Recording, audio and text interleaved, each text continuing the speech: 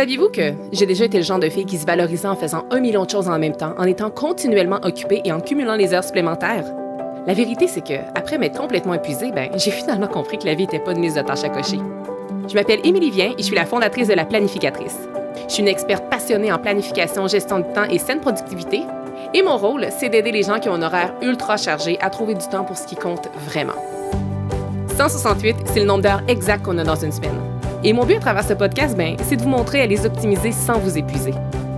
Alors oui, on va parler de planification, d'organisation et d'efficacité, mais on va aussi aborder des thèmes super importants comme la procrastination, le stress et la fameuse charge mentale.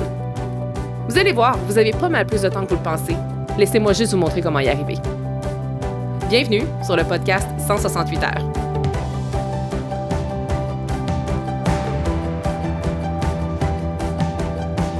Pouvez-vous croire que moi, celle qui se proclame comme étant la planificatrice, a vécu, pas seulement ces dernières semaines, mais vraiment ces derniers mois, une immense perte de motivation pour ce qui était de la planification de ma semaine.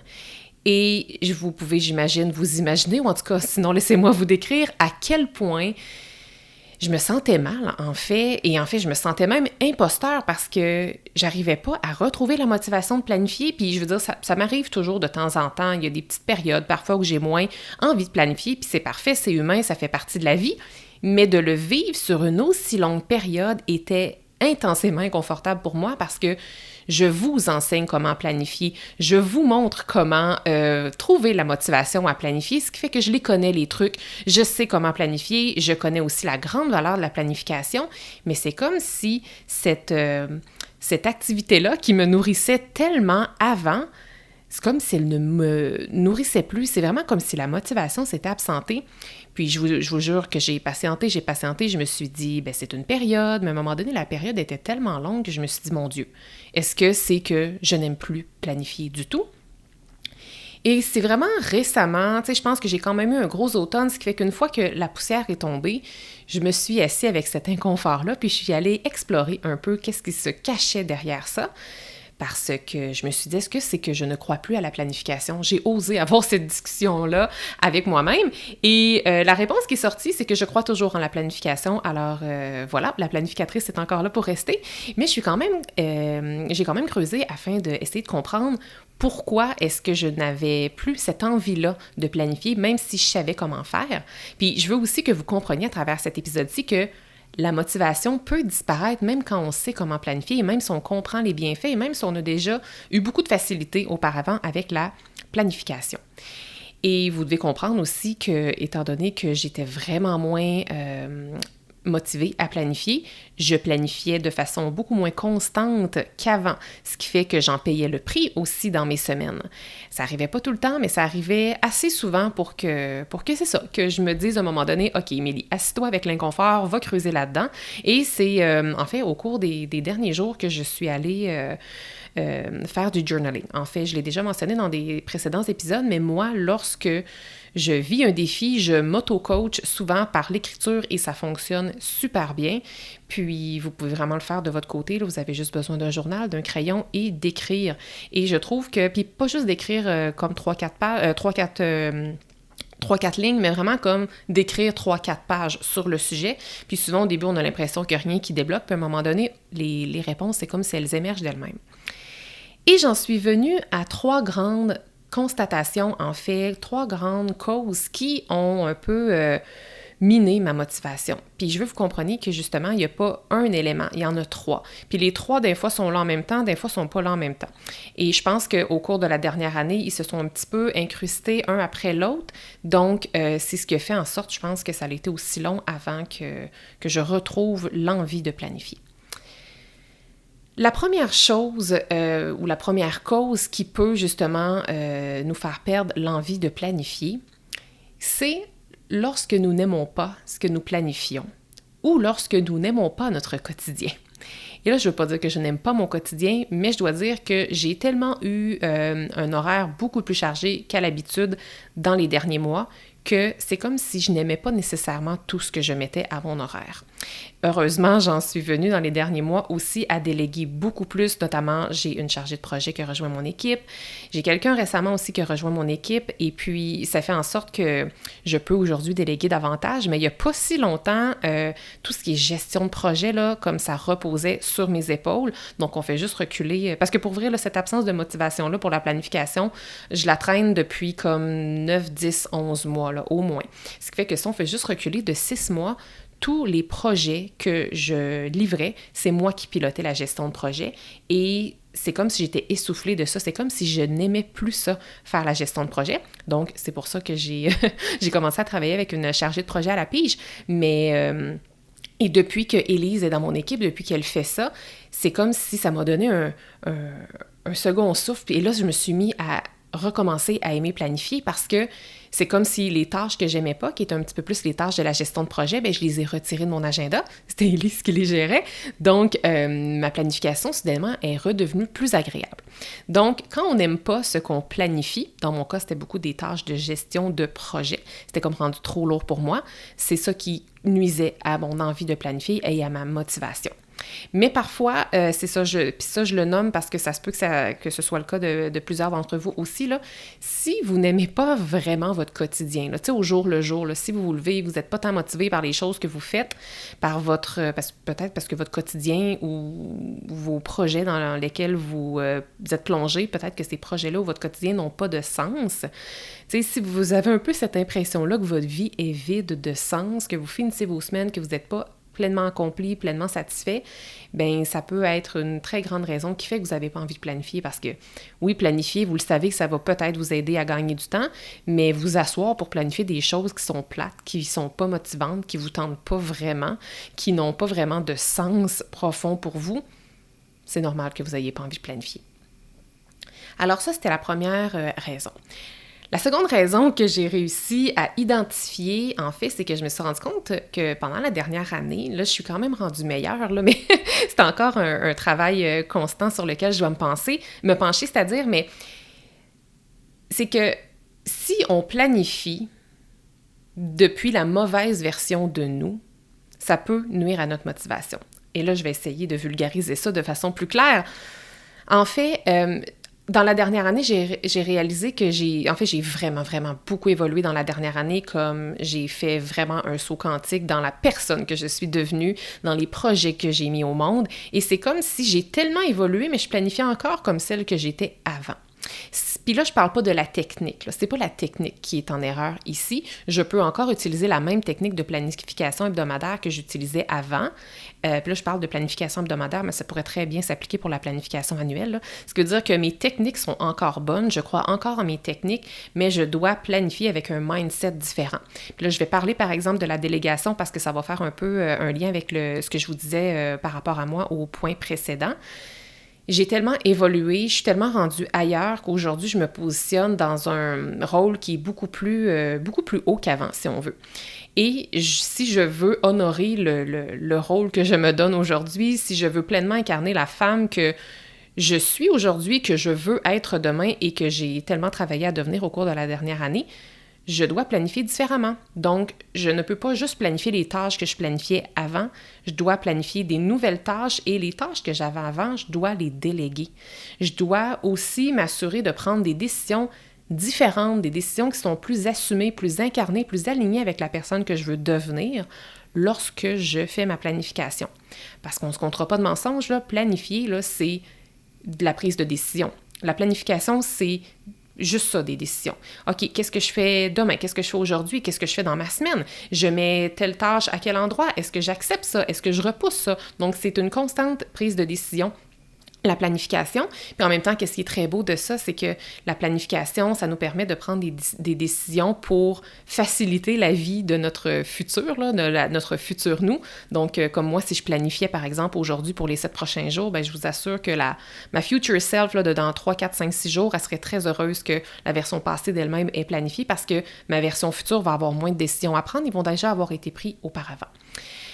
Alors, C'est ça. Donc, puis en fait, avec mon contenu des derniers temps, je vous enseigne et je vous encourage beaucoup à vous connecter à la version future de vous-même parce que moi, c'est vraiment le futur qui donne un sens à mon présent, qui me dicte dans mes tâches de mon quotidien, ce qui fait que j'agis toujours d'une version un petit peu plus élevée de moi-même et je suis comme vraiment en constante évolution, ce qui fait que ma façon de planifier doit refléter la personne que je veux devenir et la personne que j'essaie d'incarner. Alors, j'espère que c'est clair ici, mais si jamais vous ne planifiez pas depuis la bonne version de vous, c'est normal que votre motivation de planifier s'en aille avec le temps parce que c'est juste que c'est pas la technique en fait qui fonctionne pas, c'est votre façon d'être par rapport à la planification. C'est comme si vous planifiez en étant l'ancienne version de vous-même alors que vous voulez être la future version de vous-même, fait que ça crée une incohérence, ce qui va nuire à votre motivation de planification. La troisième raison qui a émergé de mon côté, puis en fait, c'est, tu sais, je vous dirais que le point 1 et le point 2 que je vous ai partagés, tu sais, depuis les derniers mois, j'ai commencé à les travailler, puis comme ça l'a vraiment fait... ça a vraiment changé ma motivation. Comme quand j'ai engagé Élise cet été, en fait, je dis engagé, c'est pas mon employé, mais lorsque j'ai commencé à collaborer avec Élise à la pige pour la gestion de projet, j'ai senti un vent de fraîcheur avec la planification parce que maintenant, je planifiais presque juste les tâches que j'aimais. Après ça, quand j'ai compris que je planifiais depuis la mauvaise version de moi, j'ai fait un shift et j'ai changé mon mindset et ça aussi, ça l'a donné un second vent de fraîcheur dans les dernières semaines pour ma planification. Mais c'est comme si récemment, il restait encore un irritant, puis j'étais là, mais c'est quoi ce fameux irritant-là? Et c'est là que j'ai mis le doigt sur la troisième cause qui peut nuire à notre envie de planifier. C'est lorsque la planification n'est pas intégrée dans une routine. Et là, ça a comme été un éclair de génie parce que avant, là, quand j'avais toujours ma planification qui était 100% un jour, avant, quand j'avais une motivation profonde de m'asseoir pour planifier, c'était parce que c'était intégré dans une routine. Et ma routine familiale dans les dernières années a changé, notamment parce que mon fils a grandi, il a commencé l'école, il se couche maintenant à une heure différente, il se lève aussi à une heure différente, ce qui fait que mon temps personnel à moi a changé. Et c'est comme si malgré tous ces grands changements-là qu'on a vécus dans notre routine familiale dans les dernières années, j'ai encore essayé d'incruster ma planification hebdomadaire dans cette même routine-là, alors que la routine, elle a changé. Et ça l'a créé, ça coinçait en fait. Puis là, je vais vous dire concrètement, là, en fait, il y a quelques temps, avant que mon fils commence l'école, il a toujours été très, très couche-tard et très, très lève-tard. Et ça, malgré tous nos essais d'essayer de comme un peu casser ça. En fait, non, j'aime vraiment pas dire le mot casser lorsque je parle d'un enfant. Le but n'est jamais de casser un enfant. Mais bref, je pense que ça aurait juste fait notre affaire qu'il se couche plus tôt. Mais naturellement, là, malgré tout ce qu'on a essayé, c'était un petit couche-tard. Alors, mon fils se couchait comme à 9 ou 10 heures tous les soirs, mais il faisait quand même très bien sa nuit. Il se levait autour de 9 heures à tous les matins. Ce qui fait que moi, le matin, étant de lève-tôt, je pouvais me lever à 5 heures. Et je me levais à 5 heures et je pouvais littéralement jouir de 3-4 heures de temps personnel. Alors moi, ce que je faisais les matins, puis là, tout spécialement la fin de semaine, parce que moi, je planifiais la fin de semaine, ben je me levais à 5 heures le matin, je faisais mon petit journaling, je faisais mon petit miracle morning, là, je faisais ma belle routine que j'aimais, ce qui fait que j'avais 1 heure, voire même des fois 2 heures juste pour lire, écrire, prendre du temps pour moi. Puis là, Harrison, il dormait toujours encore, là. Alors là, à un moment donné, j'avais comme complètement réussi à combler ma petite batterie interne de temps personnel. Puis là, je me disais, ben là, je vais aller planifier. Et ça me tentait d'aller planifier parce que j'étais disposée à ça. J'avais vraiment rempli, c'est ça, ma petite batterie de temps personnel pour la journée, là. Et là, aujourd'hui, Harrison a commencé à intégrer l'école et tout, ce qui fait que là, maintenant, il se couche à 7h ou 7h30 et le matin, il se lève à 6h30 lorsque nous allons à l'école. Ce qui fait que la fin de semaine, son rythme est quand même assez pareil. Il se lève plus à 9h, là, la fin de semaine. Mais moi... Donc, si moi, je me lève à la même heure, puis là, même que je vous dirais que le réveil est un petit peu plus difficile depuis les 2 dernières années, ce qui fait que c'est plus rare que je me lève à 5 heures, mais je peux me lever entre 5h30 et 6h30. Mais moi, si je me lève tôt, même si je me lève tôt, mon fils, maintenant, se lève plus tôt. Ce qui fait que, par exemple, là, je vais essayer de coincer ma planification dans mon temps personnel, mais mon temps personnel a rétréci.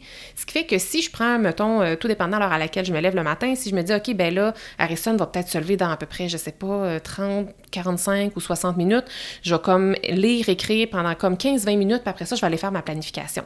Mais là, quand vient le temps de faire ma planification, ça me tente pas. Donc, souvent, je la ferai juste pas. Mais la raison pour laquelle ça fonctionne pas puis que ça me tente pas, c'est pas parce que ma technique fonctionne pas bien, c'est pas parce que je n'aime plus la planification planification, c'est parce que ça ne fonctionne plus dans cette routine-là, parce que dans le fond, j'ai encore ce désir-là de remplir ma batterie de temps personnel avant de planifier comme je le faisais avant.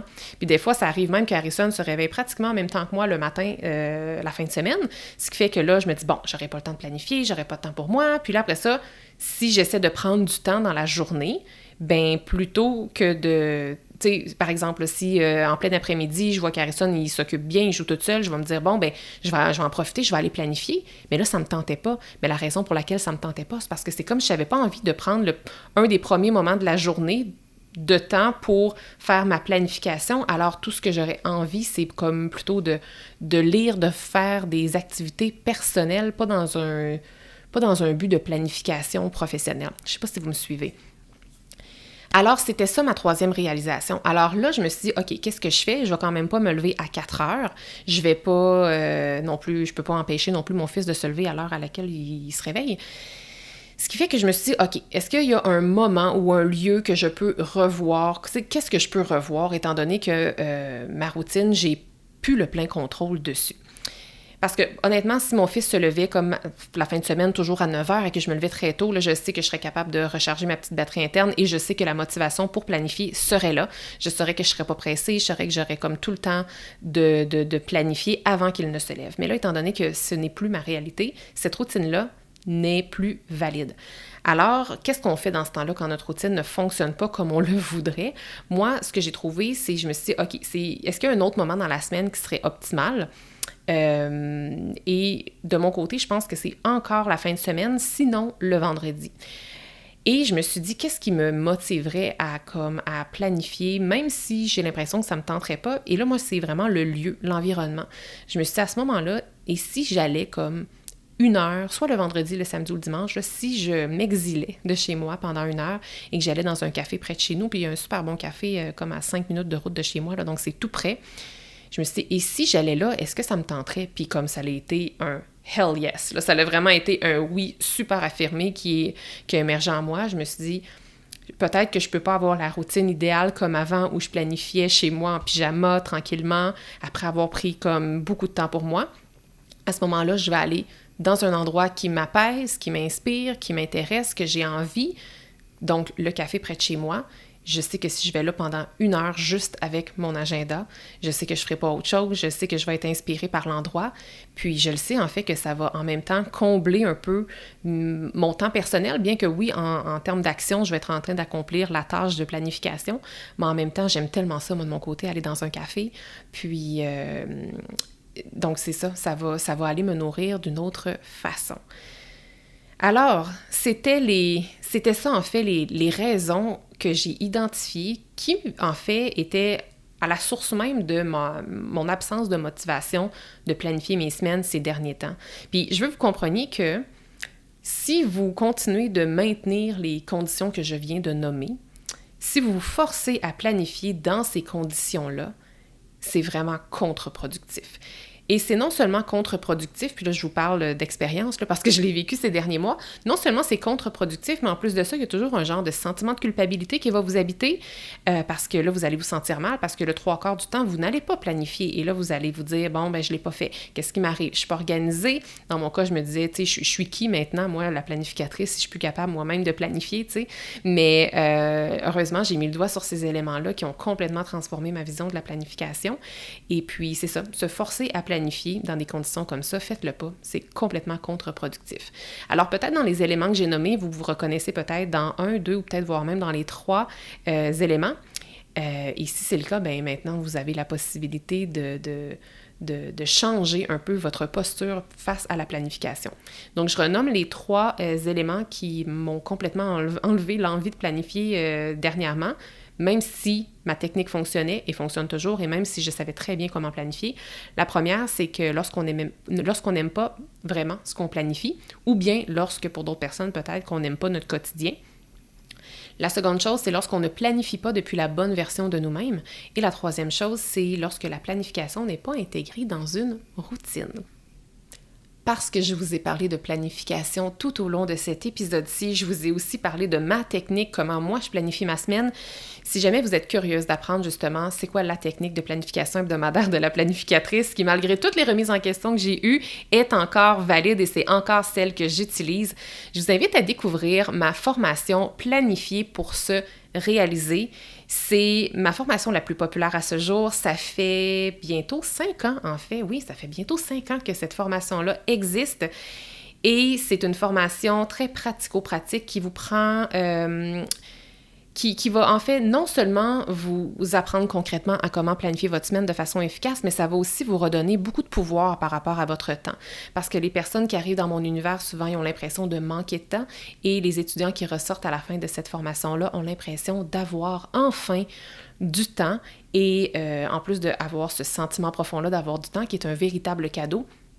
Ils repartent également avec ma technique de planification hebdomadaire qui est vraiment présentée étape par étape et que vous pouvez appliquer à la fois dans une planification papier, une planification électronique ou une planification hybride. Je vais mettre le lien dans le résumé d'épisode pour que vous puissiez découvrir cette formation qui s'appelle Planifier pour se réaliser. Et je vous laisse ici et je vous remercie profondément d'avoir été avec moi pour cet épisode. Merci d'avoir été là. Si cet épisode vous a plu, est-ce que je peux vous demander un petit service? Allez évaluer le podcast 168 heures en lui donnant un 5 étoiles et abonnez-vous pour ne rien manquer. C'est honnêtement la meilleure façon de le faire découvrir aux autres, puis en même temps, ça me témoigne que vous l'aimez. J'ai déjà hâte qu'on se retrouve et d'ici là, assurez-vous de profiter pleinement des 168 heures de votre semaine. À bientôt!